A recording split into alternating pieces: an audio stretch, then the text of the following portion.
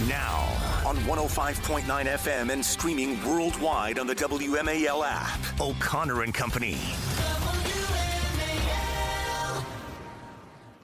It's 7:07 on O'Connor and Company. Thanks for tuning in today. Coming up at 8:35, Sean Carney. He's president of 40 Days for Life. There was a man caught on video brutally attacking pro-life protesters, and he got a slap on the wrist by the judge. We're going to dive into that story coming up at 8:35. It's Larry O'Connor alongside Julie Gunlock. Good morning, Julie. Good morning.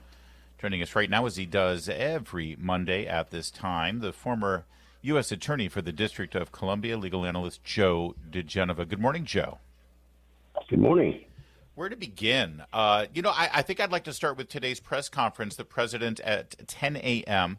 will be addressing the ongoing criminal problem in Washington, D.C. and the quality of life issues, where he is bringing in FBI, it appears, and National Guard troops to help with the fighting crime and youth violence in particular. How much power and leeway does the president have here with regard to troops and federal law enforcement? The president has quite a bit of leeway. He has emergency powers which he can invoke to allow him to actually take control of the Metropolitan Police Department. That's part of the Home Rule Act. There were provisions that were put in the Home Rule Act in 1973 to account for situations like this. But here's the problem.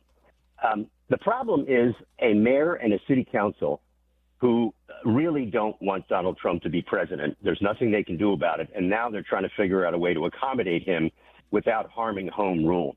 One of the things the president should propose today is a 2-term limit on any mayor for the District of Columbia. There are no term limits in the Home Rule Act. They need to put them in. Congress, if it does nothing else, must limit the mayor of the District of Columbia to 2 terms. If it's good enough for the president, it's good enough for the mayor. But the president can deploy troops. One of the things he needs to do, the United States Attorney's Office is very short-handed. I spoke with Janine Perot about the office. She's desperately seeking an increase in the number of assistant U.S. attorneys. It's easy to get the FBI, the DEA, the ATF, the United States Postal Inspectors, and the National Guard to do the president's bidding. They work for him. So it's a question of how you deploy them and how you use them. But it's all important. It all needs to be done. And then Congress, if D.C. doesn't act, needs to amend the D.C. charter and impose stricter laws on juvenile criminals. The biggest problem the D.C. faces now are courts and a mayor and a city council that don't want to believe that juveniles can kill people, which they do every day. Joe, it's so interesting. The mayor does sound a bit nervous, but she also sounds like she really wants to work with the Trump administration and Trump himself, and perhaps that's because she is nervous. But it was interesting. We just played a clip before in the last hour where she said we need more prosecutors and we need better jails. We want to redo our jail, actually. Quite a departure from the defund the police rhetoric that we heard just a couple years ago. Is any of this well-meaning? Does she mean any of this? Or is this, like you said, just trying to placate Trump because they want to preserve home rule? Well, this is episodic rapture. She's in the moment. She's saying things she needs to say for political stability and to get the support of the people in the community, although she doesn't have to worry about that, given the demographics of the district and the politics. She's worried about the president and Congress and their power over the city.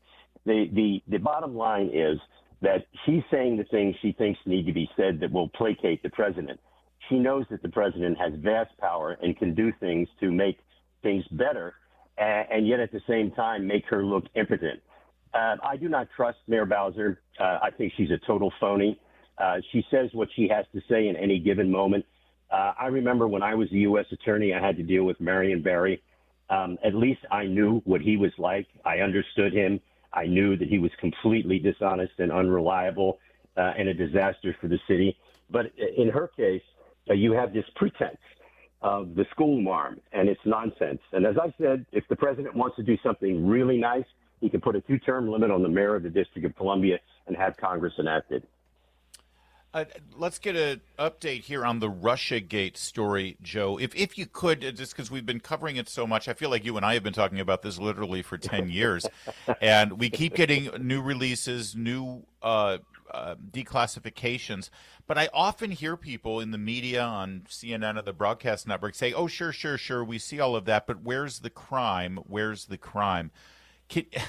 Can you re-update people, because they need, our listeners need this ammo when they go to the office and they have to, argue with the liberal in the cubicle next to them?